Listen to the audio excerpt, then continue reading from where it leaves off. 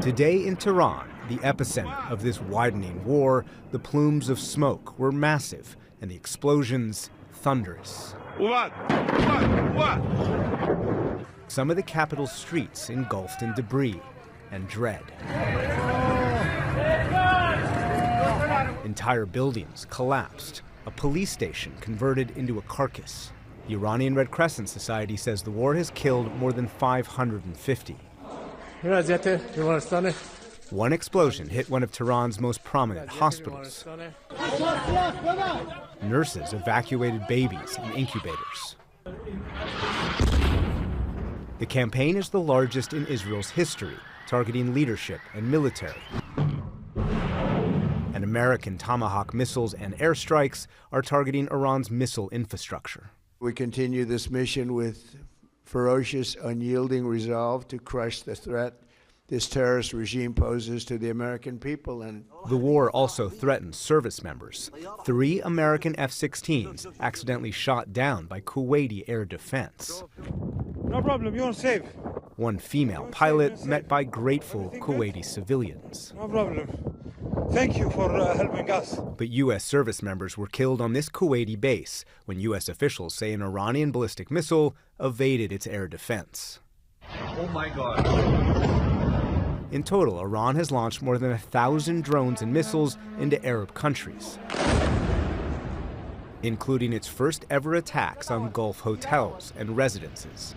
And today, it expanded those attacks to energy infrastructure, including Saudi Arabia's largest oil refinery. And there was another attack today on a tanker off the coast of Oman. Today, Iran vowed to shut down the crucial Strait of Hormuz, through which roughly 1/5 of the world's oil is traded. And Israel expanded its own strikes into Lebanon after Iranian ally Hezbollah launched an attack into Israel. Israeli jets pounded Beirut, killing dozens and setting fire to residential buildings. Iran has launched hundreds of missiles and drones at Israel, including this attack on Saturday west of Jerusalem that killed 9. Today, Israeli Prime Minister Benjamin Netanyahu visited the site and reiterated his goal, the elimination of the Iranian threat. And if this regime, this terrorist regime of the kind we've never seen in the world, if they get nuclear weapons and the means to deliver them, ballistic missiles, intercontinental ballistic missiles, they will threaten all of humanity. At the Pentagon today, Secretary Pete Hegseth and Chairman of the Joint Chiefs Dan Kane made clear the U.S. military objectives were limited to Iran's missiles and drones and Navy. This operation is a clear, devastating, decisive mission. Destroy the missile threat, destroy the Navy, no nukes. Our mission is to protect and defend ourselves and together with our regional partners, prevent Iran from the ability to project power outside of its borders and be ready for follow-on actions as appropriate. they're never going to have a nuclear weapon. But at the White House, President Trump listed maximalist goals, including the destruction of Iran's missile capabilities, quote, annihilating their navy, preventing Iran from having a nuclear weapon, and blocking Iran's arming, funding, and directing regional proxies. Whatever the time is, it's okay. Whatever it takes, we will always, and we have right from the beginning, we projected 4 to 5 weeks, but we have capability to go far longer than that. We also projected 4 weeks to terminate the military leadership, and as you know, that was done in about an hour, so we're ahead of schedule there. But in multiple interviews since the weekend, the president provided varying timelines and goals. He called the Venezuela model, where the U.S. military captured President Nicolas Maduro but left intact his entire government, the, quote, perfect scenario in Iran. He said he had multiple choices to lead Iran, but then he told ABC News it's not going to be anybody that we were thinking of because they are all dead. He told The Atlantic he'd agreed to resume negotiations, but a senior administration official later clarified the president would negotiate, quote, eventually. Simultaneously, Trump said Iranians would, quote, obviously have an opportunity to overthrow the government, the exact opposite of negotiations, to keep the regime.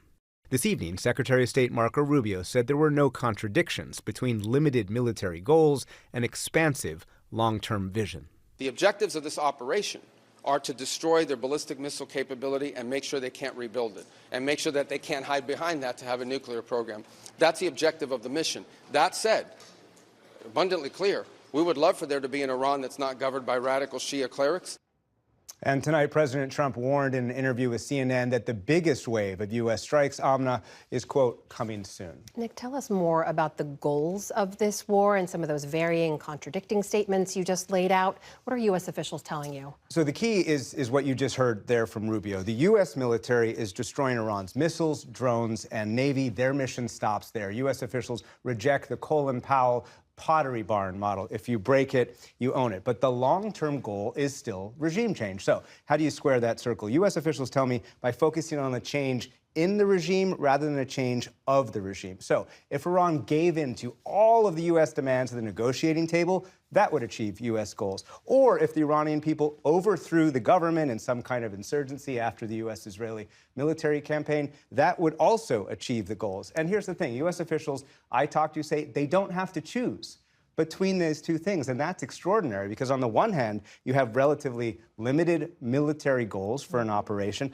And on the other, you have this vision that would require some messy, likely long-term, very difficult insurgency, frankly, that the U.S. or Israel would have to keep going and fomenting. So that's the reality, though, Amna, of the Trump era. The president wants options, and so they believe they do not have to make the choice. And the criticism of that, of course, is that Iran shows no willingness to negotiate. And unless there's some kind of plan to help Iranians rise up, the mission will fail. Meanwhile, you have some new reporting on a key question in all of this, which is why the war started when it did. What have you learned? U.S. officials confirmed to me the U.S. intelligence community provided Israel the location of the Supreme Leader on Saturday morning alongside some of his most senior leaders. And so Israel started the war with an initial strike that hit that compound that we saw on Saturday. But Secretary of State Rubio today also argued essentially the opposite, that the U.S. didn't have a choice when to start the war because the military had to go when it did because of both Israeli and Iranian plans. We knew that there was going to be an Israeli action. We knew that that would precipitate an attack against American forces. And we knew that if we didn't preemptively go after them before they launched those attacks, we would suffer higher casualties and perhaps even higher those killed. And then we would all be here answering questions about why we knew that and didn't act.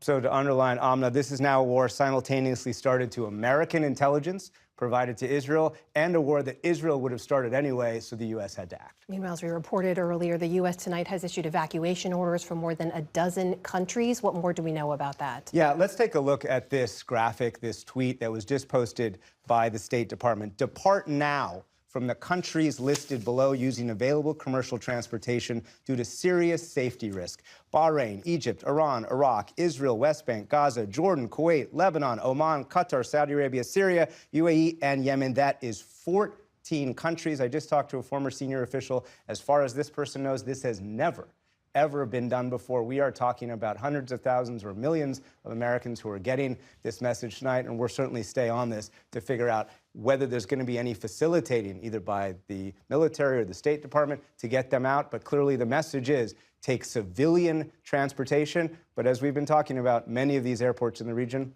already closed. Nick Shivrin, beginning our coverage once again. Nick, thank you. Thank you.